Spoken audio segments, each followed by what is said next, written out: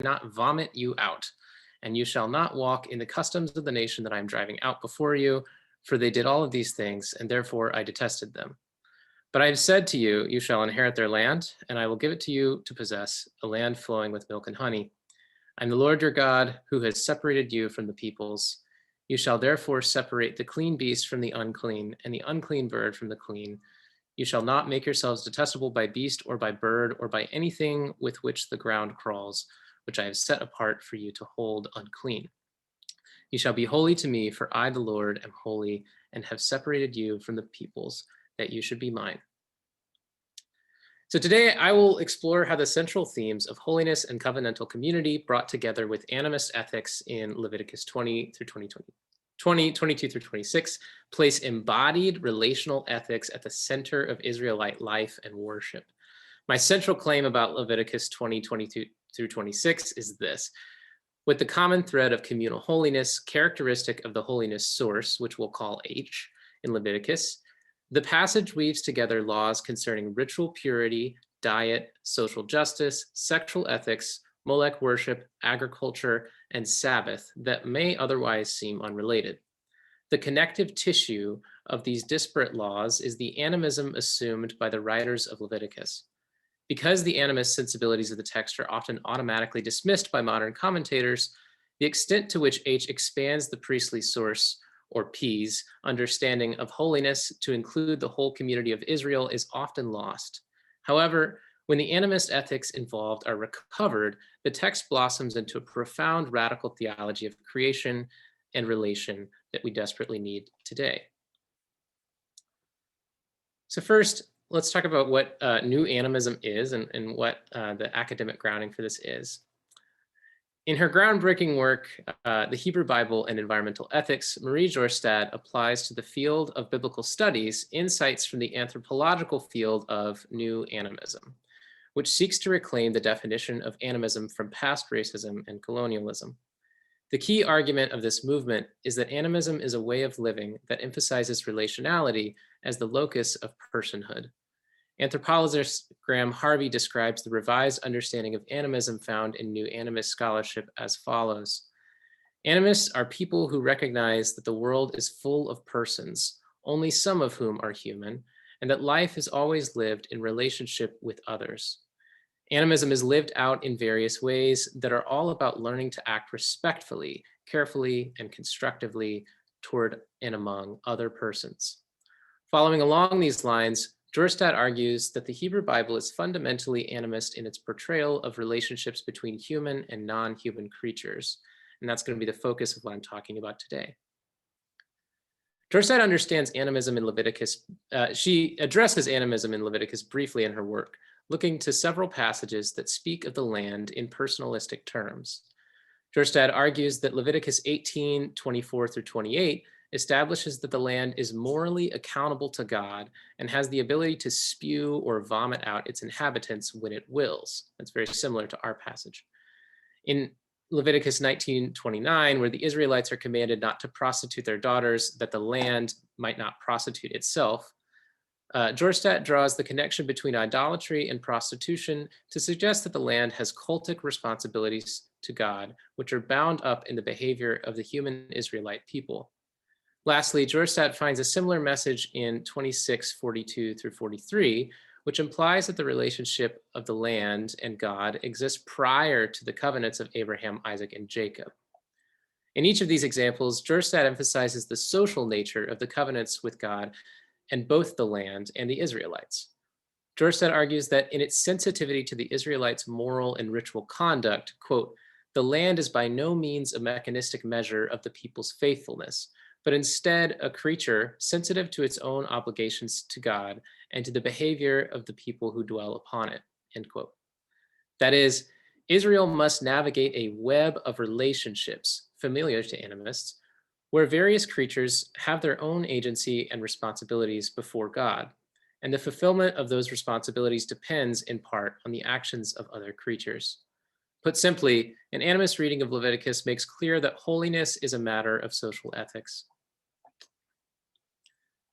With this in tow, we may return to the passage that we're looking at today.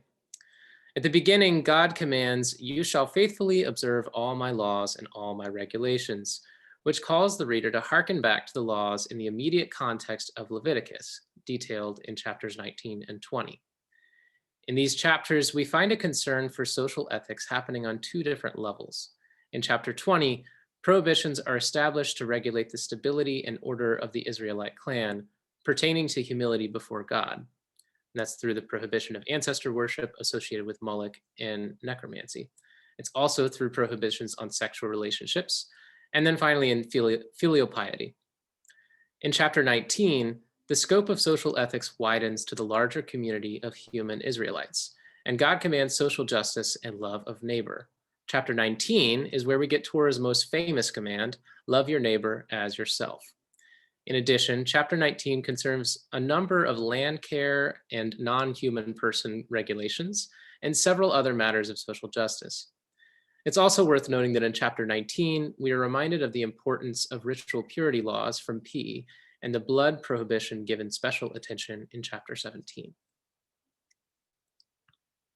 After this reminder of all God's commands, in chapter 20, 22b through 23, God warns that the land will spew out the Israelites if they do not follow all of God's commands.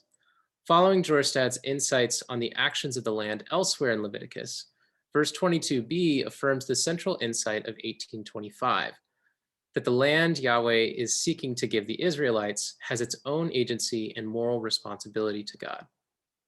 Compared to 1825, the language in verse 23 places less emphasis on the agency of the land, instead stating that God drove out the peoples who previously inhabited the land. While this is perhaps less emphatically animist than 1825, the vomit language of 22b in our passage still clearly understands the land as an active, morally sensitive agent. Moreover, the agency of God in driving out the nations need not contradict the agency of the land, since the land, just like all other creatures, ultimately belongs to God. The point remains, human Israelites are to interact with the land as a person whose covenant with God directly depends on their own covenant with God to be holy. Further explicating this theme of holiness, verses 23 and 24 emphasize the separation of Israel from other nations and reminds the Israelites that their tenure in the land is strictly contingent on their obedience to God's laws concerning ritual and moral purity. Then in verse 25, the Israelites are commanded to distinguish between the clean and unclean beasts, birds, and creeping things. This clearly alludes to the dietary laws of chapter 11, which are steeped in the understanding of other creatures as persons whose animating life force, that is their blood, belongs to God. Thus, the exhortations found in verses 22 through 26 speak to social ethics pertaining to the achievement of holiness at different levels of the community. First, commandments from chapter 20 concerning the protection of the family unit, then laws concerning social justice in the human collective of Israel. Crucially, however, the understanding of community does not stop there. Hey, Em. Instead, the animist sensibilities of H expand the scope of the community to include the land of Israel and the animals who live in the land as well. The persons included in each of these levels of Israelites' animist society have their own obligations to God, and their fulfillment of those obligations directly impact the ability of the others to follow God's commands, to be holy as I am holy.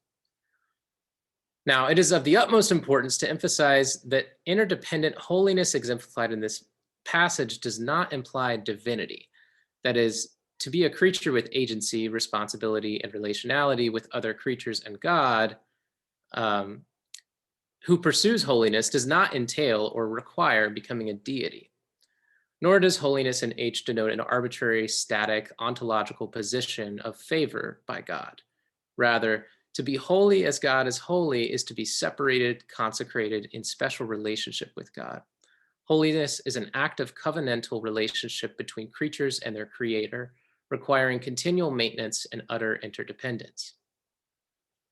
As we have seen, Leviticus 20, 22 through 26 shows that H's concern for expanding the responsibility for holiness to the whole of community of Israel includes other than human persons, as well as human people of Israel. H understands communal holiness not only in terms of human relations, but in relations between humans, animals, and the land, all of whom are treated as persons. Communal holiness is revealed in concentric circles of responsibility. First, in the innermost circle with the family clan, second, in the larger human society of Israel, and finally, in the outermost circle with the land and non-human inhabitants of Israel. H's concern for social ethics cannot be fully understood and accounted for except through animist ethics. So to conclude, to be holy as Yahweh is holy is a social, environmental, and covenantal affair. And for time's sake, that's where I'm going to leave it today. Thank you, John. That was a wonderful presentation, and I really do appreciate this animist interpretation of Leviticus. I would like to invite you and open up the space for any questions or comments for John. And while people are still reflecting on the presentation, I would like to raise one question, John. So such a fascinating perspective to read the Bible, but I was wondering, so how would we be able to apply how we read the scripture in animist perspective in our personal faith or the journey of faith, would you say? Yeah. I mean, so I think for me, the emphasis and the discovery here is just like what the concept of community is. Because I think we have a real mandate towards community and community care, that faith is not lived out in individualist terms, but that it's a communal affair, and that community includes not just other human persons, but a whole lot of other kinds of people in the world, human and non-human alike. So for me, that's the real takeaway here is that community as the Hebrew Bible conceives it is not something that is limited to humans. And so when we think about social justice, when we think about social ethics, we have to be thinking about non-human persons. We have to be thinking about what we might otherwise call nature as well. Wonderful. Another question that follows up. So how would you say that we could cultivate this practice or the way we interpret the scripture in animist perspective? Well, that's hard. I think, I mean, it was, you and I were in Dr. Jennings's class last semester on this, which is where this paper came from. And it took a lot of work. Like it was a lot of, challenging research to sort of get to the heart of how we read texts, and sort of the colonial heart of a lot of that, to see, to see the other non-human as an object for use, for mastery.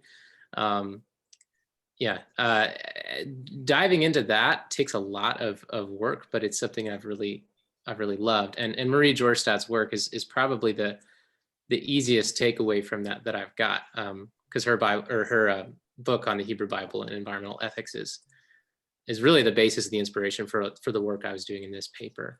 So I guess a book recommendation would be that one. Definitely.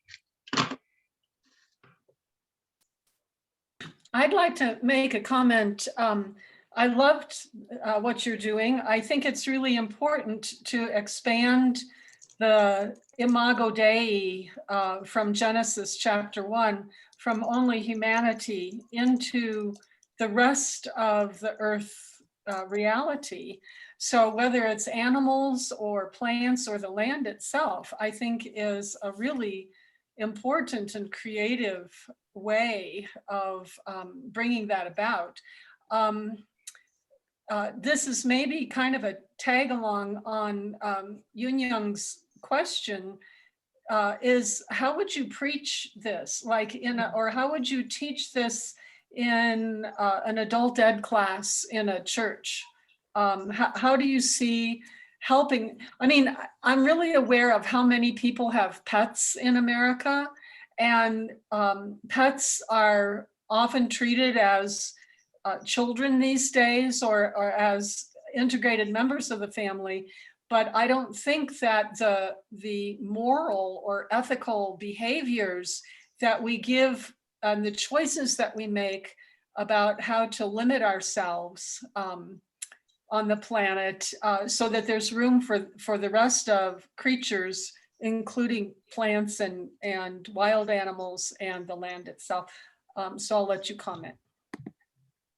Yeah, like does it preach? That's the question, and that's a lot of times my question too. You know, I was actually thinking about this coming into this presentation here, and I think that, you know, some of this, like when you look at the text and there are certain passages in Leviticus where it's very clear that like the land has a responsibility to God, right? So like you can kind of ground in a text, and that's one way to preach about it, is just to talk about like, if we see the land as an inanimate object, then a responsibility, like a moral responsibility to God, doesn't make sense. And so I think you could start there. You could talk about like taking seriously when the Bible talks about creatures of God. And then I think one of the big revelations for me that like, I don't know if I could on the spot format this into a preachy way, but the sort of the whole of Leviticus, the reputation for being kind of this like list of regulations that none of us really care about, I think comes to life when you understand that those are an effort to very carefully relate to the non-human creatures in their midst, right? So like the food laws, the dietary laws, those things exist not for arbitrary reasons, and they're not for health reasons either. I mean, that's how we hear Leviticus preached a lot. They're about regulating how we interact respectfully with other creatures who are not human. And so I think like that as a hermeneutic for a book like Leviticus opens up the opportunity to talk about, well, you know, we have a relationship with our dogs, right? That is special, where we do recognize like this isn't just an object, like there's agency here, and there's some interiority here, and it's not the same as me, but there's something going on. You know, it opens up the opportunity to explore that divide that we've placed there and say like, well, what if we take those glasses off? You know, what does the Bible open up for us? And it's a world of relationships, and it's a world of trying to find respectful ways to do those relationships.